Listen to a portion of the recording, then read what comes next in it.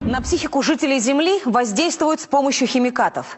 В небе сразу над несколькими странами в разных частях планеты зафиксировано появление странных полос, которые остаются после пролета самолетов. Расследование Алексея Кнора. Елена, накануне 11 сентября в Соединенных Штатах разгорелся грандиозный скандал. Военнослужащая ВВС Кристен Меган призналась, что летчики регулярно распыляют над жилыми кварталами опасные химические реагенты. Причем к этим спецоперациям привлекают и гражданские самолеты, которые летают по всему миру, в том числе и в Россию. Все происходит прямо над нами.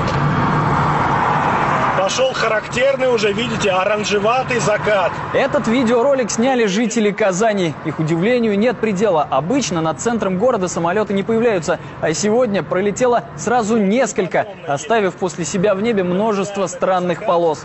Что мы видим, что происходит вообще сегодня в Казани?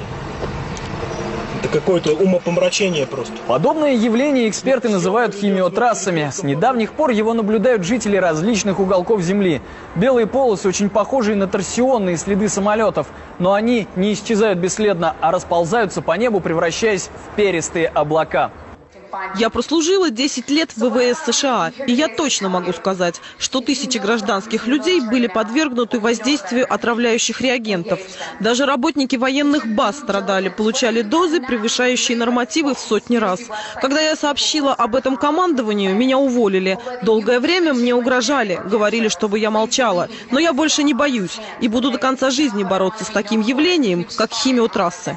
Бывший химик американских военно-воздушных сил Кристен Меган теперь выступает на всех антиправительственных акциях. В интернете она разместила видео, снятое ею на мобильный телефон еще во время службы. Если верить этим документам, на одну из баз ВВС в штате Джорджия зачем-то постоянно завозят опаснейшие вещества – барий, оксид алюминия и стронций.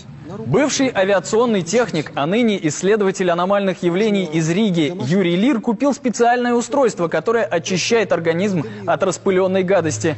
Он уверен, химиотрассы – это часть плана мирового правительства по сокращению численности населения планеты.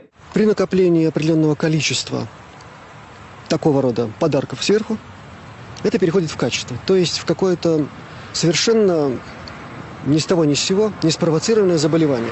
Онкология, новые смертельные вирусы. На головы людей буквально сыпятся все новые беды.